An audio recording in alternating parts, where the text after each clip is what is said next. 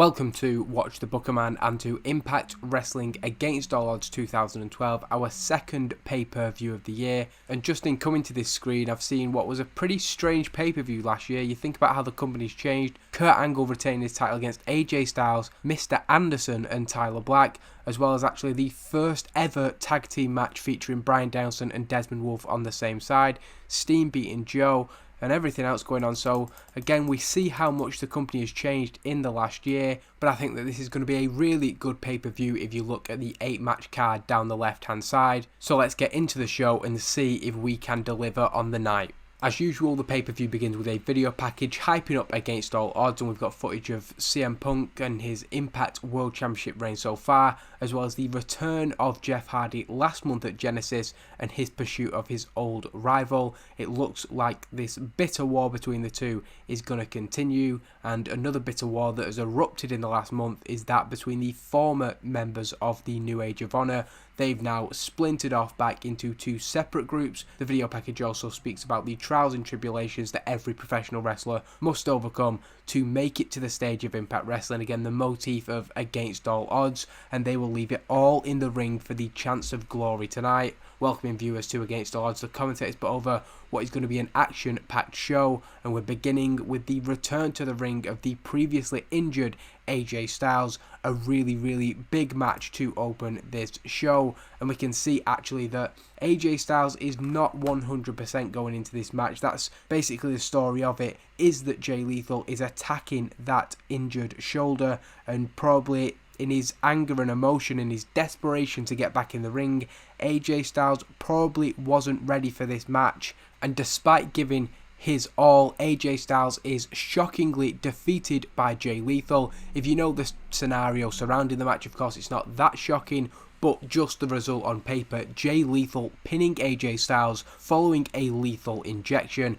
That injury to AJ Styles obviously a decisive factor, but like I said, we want to give Jay Lethal that sustained push now, and how else are we going to do that but giving him these big wins that he needs to be put over as a top heel, and the viciousness that he shows throughout the match hopefully gets the crowd against him. And yeah, we're establishing him as one of our upper card heels. He's joined in the ring by Maria, who is just as shocked as everybody else that her man has been able to pick up the victory. She hugs him and cannot hide her joy at his monumental victory. Jay Lethal too, he's trying to look serious, but he's absolutely delighted, and there's no surprise that he cannot stop grinning. The smug Jay Lethal put over by the commentators. They wish to take nothing away from his win. However, they do suggest that AJ may be back a little bit early, given the severity of his recent injury. He was hurt seriously on week 1 of February, then week 2 it was made even worse when he again came back too soon. Nonetheless, the history books, the record books will show Jay Lethal over AJ Styles to open Against All Odds. We then go into the second match of the night, and it is the much anticipated final showdown between Hamada and Taylor Wilde. And of course, this storyline, despite Taylor Wilde being the babyface, has been about getting Hamada over, and we continue to do that. She's been undefeated for quite a few months now, and for me, this isn't the time for that to end. So it's only a decent match, but a pretty good performance from Hamada. Taylor Wilde not so great, but I'm not that worried because this is about getting Hamada over, and it's one of her decisive wins. We've not seen her giving up too much offense throughout this year, and despite Taylor Wilde doing her best to play the underdog, Hamada can take her down with those kicks to the head that debilitate her, and then Taylor Wilde is hung from the top rope and hit with that cutter. The victor, Hamada, stands tall following the decisive win and officially draws a line under the rivalry between the two. She's done what Taylor Wilde asked for,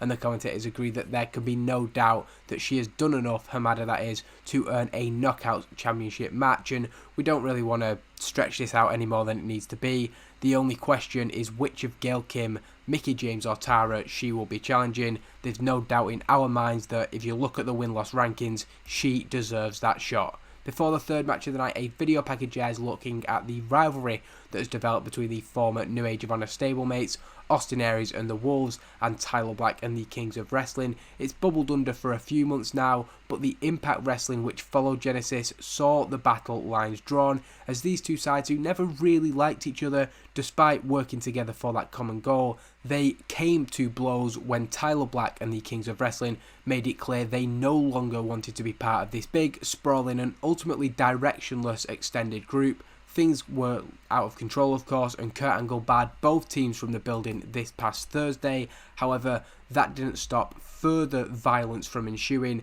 as Aries and the Wolves were able to find Tyler Black and the Kings and left them bloodied and battered 72 hours before their match. As the commentators speak pre-match, they put over the added conflict for the New Age Originals, who will no doubt have the questions of their friend and mentor Jimmy Jacobs' loyalty after he was somewhat involved in that attack.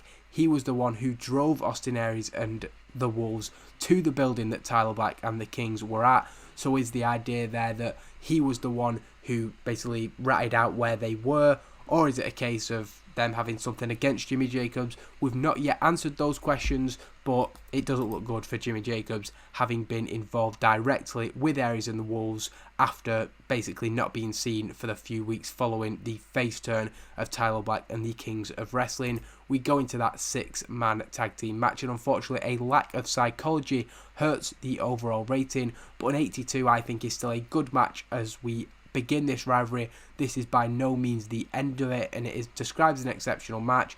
I'm really happy with all the individual performances as well, so there's not really much to complain about in this match, and we do want it to be that all-out brawl between these two sides who absolutely hate each other, but there is that controlled element because it is just a standard 3-on-3 match, so it does get out of control at times, but it's still within the confines of having to tag in and tag out. We set this to steal the show, and hopefully we do have a match on the card that's better than this, but it has a good chance of doing that. A really good match, and I'd imagine these 6 going at it in 2012 would just be a joy to behold. Striking first blood in this rivalry, we wanted to give the New Age Originals the victory. Tyler, Hero and Castagnoli to me are the stronger trio, and they pick up the win cleanly when Tyler Black pins Eddie Edwards with the Blackout Curb Stomp. A really good match, but far from the end of this rivalry, and that's why we're starting against all odds with just a straightforward 3v3, and things will escalate and develop over the next few months. Particularly, we have Lockdown in mind for what is going to be, well, I'm not going to give any spoilers away, but you can kind of see where this could potentially go. The 3 men stand tall in the ring, the winners able to regroup. Hero, Black and Castagnoli celebrating a victory in a match which saw them under pressure for a lot of it. Again, we want to play in the fact that they were attacked 72 hours before the show, so weren't at 100%, unlike AJ Styles. Either they weren't as badly hurt or were able to overcome that disadvantage, and tonight they are the ones who can celebrate. Their opponents on the outside understandably furious, and it's particularly Austin Aries who fails to conceal his anger. He's absolutely furious. This is a big thing for him. He sees himself as the leader. He saw himself as the leader of the New Age of Honor, so to come out on the losing end is certainly not good for him. And that brings an end to the non-title section of the show, because the rest of the matches on tonight's card are all title matches. The commentators introducing footage from earlier today, which shows Kurt Angle speaking with both CM Punk and Jeff Hardy separately. For some reason I thought this segment was after the next match, but obviously I'm wrong. Ahead of his role as the guest enforcer in tonight's main event, the conversation with the challenger appears to be straightforward, just the two of them having a reasonable discussion. There is, as expected, the tension between the Impact World Champion CM Punk and the man who is in charge returning to ringside. The commentators expect that this isn't the end of the hostilities between CM Punk and Kurt Angle tonight. They wonder if that will give Jeff Hardy the edge in this huge main event. Of course, you can never count out CM Punk, but I just wanted this segment in to hype up the main event and to highlight that dynamic between Kurt, Punk and Jeff Hardy going into our main event. The Knockouts Tag Team Championship match sees Awesome Kong and Rosita defeat Daizee, Haze and MsChif when Awesome Kong pins Daizee Haze with an implant buster. Haze and MsChif's attempt to isolate and target Rosita does mean that they're in control of some of the match, but when we get the hot tag and Awesome Kong's able to tag herself in, she pretty much dominates and takes control of the rest of the match,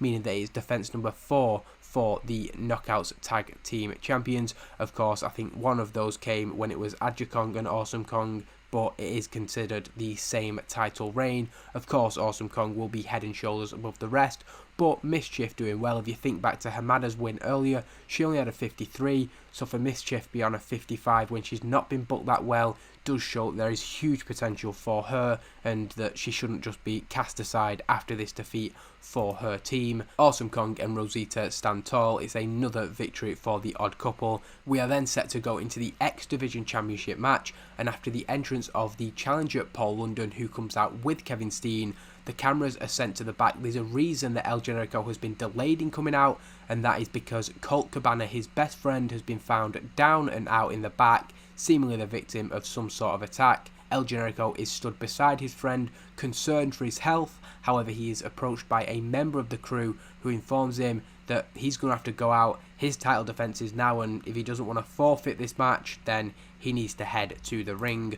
We go into a really good X Division Championship match. Very, very happy to see Paul London, you could say, carrying it with an 84, but El Generico, the fantastic start to the year that he's had, the workhorse of the company, above anybody else, it has to be said. Every week we send him out there, it seems, and he puts on an impressive performance, and we're getting the rewards for that, him coming out with a very good performance. This isn't as straightforward as your usual X Division Championship match, however. It lasts just under 13 minutes, but we see that perhaps revealing themselves as the ones who attacked Colt Cabana, Nick Jackson and Matt Jackson. Bear in mind, there is no Larry Sweeney, seem to show their allegiance. The words of Kevin Steen and Paul London recently, their attempts to recruit them appears to have worked, and they look like they're going to cost El Generico this match. However, Alex Shelley and Chris Sabin run out, get rid of the Young Bucks, the plan backfiring. Not a good start to life as this, I suppose, stable, not official yet, but it looks like Paul London, Steen and the Young Bucks are going to be aligned, but backfiring pretty much as soon as the reveal of them forming happens. I do have good ideas for where these four are going to go. It doesn't involve the X Division Championship, as El Generico picks up the victory with a haluva kick. Defense number 3 of his X Division Championship, and Alex Shelley and Chris Sabin, very, very vital in the victory, do join him back in the ring, raise the arm of the X Division Champion. He thanks them for the backup and the apparent allegiance between Steen, London and the Young Bucks. It's a big relief, and it's very, very helpful that Sabin and Shelley do have the back of El Generico, or else basically he would have clearly lost that match. We also use this time to promote the fact that starting this week on Evolve Wrestling, the Super X Cup begins. The winner will earn a shot at El Generico's X Division Championship at the next pay-per-view, Destination X. We go next into the World Tag Team Championships match, which is so far the best match on the card. Again, described exceptional in the game, and basically Danielson and Wolfe defeat wrestling's greatest tag team in 18 minutes and 46. Bryan Danielson pinning Shelton Benjamin with a dragon suplex. I keep meaning to change that as his finisher, but it is what it is. Danielson and Wolfe making defense number 2 of the Impact World Tag Team titles. And to the surprise of nobody, Charlie Haas is the weak link.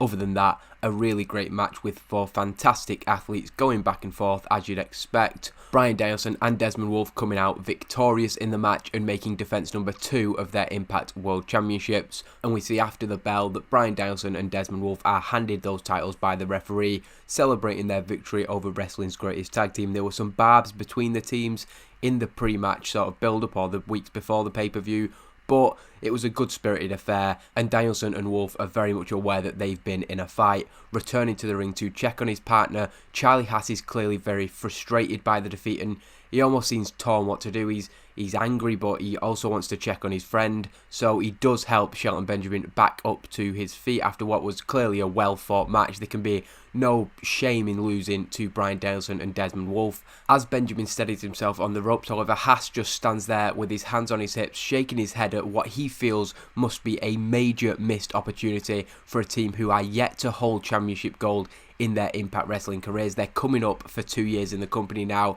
Since they came in, they were destined to be the Tag Team Championships. We've had Motor City Machine Guns, Beer Money, the Kings of Wrestling, the American Wolves, all those fantastic teams, and well, Charlie Haas and Shelton Benjamin, they're the odd ones out at the minute. The only team of that group who have been unable to pick up a championship victory out of nowhere.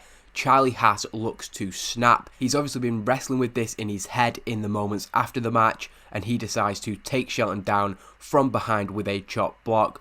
Already hurt from the match, that was the knee that he's trying to steady himself on the ropes. Benjamin then has to endure a series of stiff boots to the back of his knee. Haas just has a hold of the injured leg and just continually lays boots into him. Once Benjamin is just screaming in pain, rolling around in agony, Haas leaves the ring and heads to the back. The commentators at a loss to explain what just went down. What we do know is that Charlie Haas has turned heel on Shelton Benjamin. Now, this might be a decision that some people disagree with, given what we were talking about just a minute ago, where they've not yet held the title, so arguably there's much more we could have done with them as a team. However, I have a plan for both of these men over the next few months, which at the end of it will see them both much bigger stars than they are now.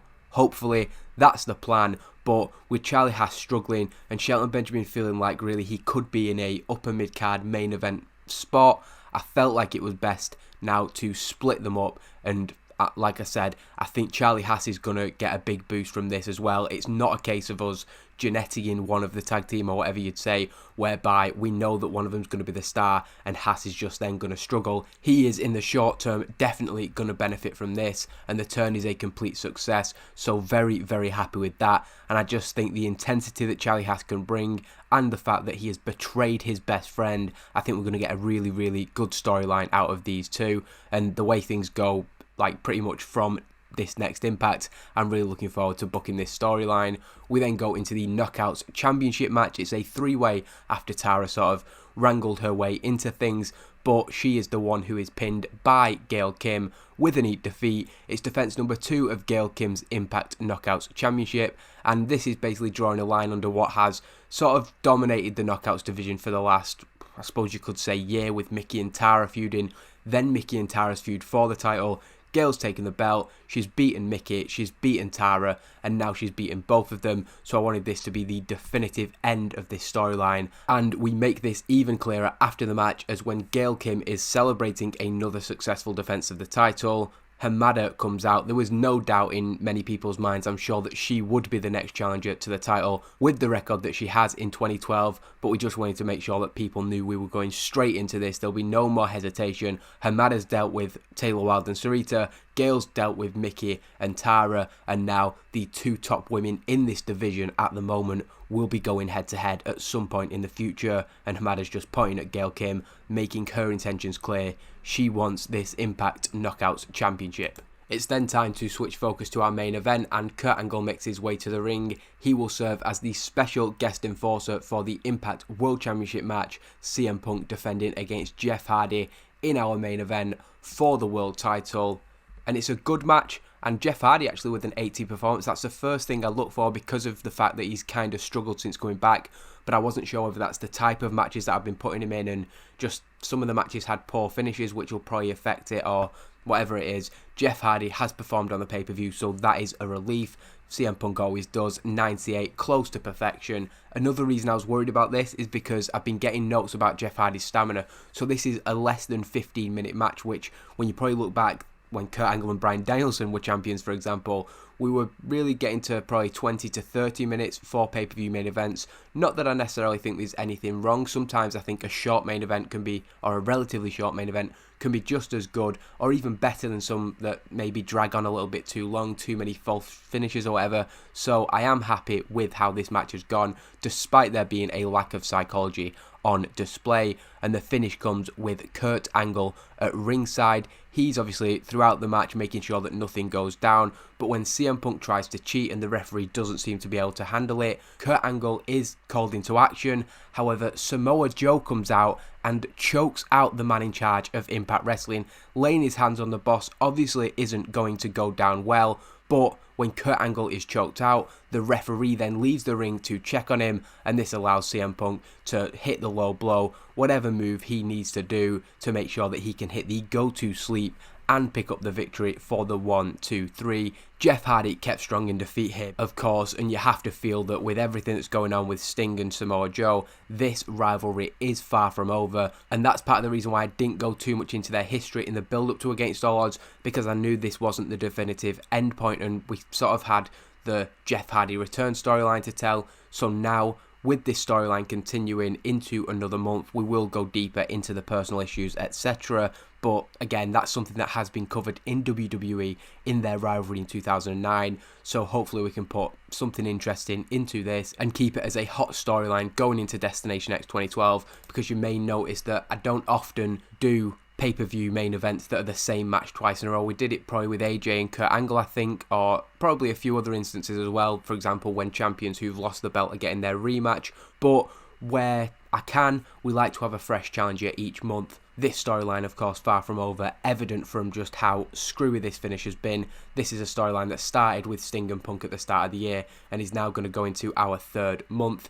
He's handed his title, the World Heavyweight Champion CM Punk that is. He's escaped with a victory that may not have come had it not been from the involvement of Samoa Joe. And actually, I think I forgot to mention, it should have been Jeff Hardy seems to have the match when he's setting up for the Swanton. Samoa Joe comes out and chokes out Kurt Angle. And then, in the referee's distraction, Punk's able to crotch him on the top rope or whatever it was. So I've basically messed up the booking of the main event explanation, but the outcome is the same. CM Punk, screwy victory, stands tall in the ring with Samoa Joe joining him. Angle still down. Punk and his right-hand man seemingly above the law because Kurt was there as a special enforcer to make sure nothing went down. And still, it is Punk and Joe standing tall. A serious punishment, of course, will be on the way for Samoa Joe. This isn't an attack of a fellow wrestler anymore. This is somebody who has taken a administrative role, or however you want to put it. He's the man who makes the matches, and yeah, obviously we are going to get a serious punishment for Joe. However, tonight his mission was completed, and that's all he worries about.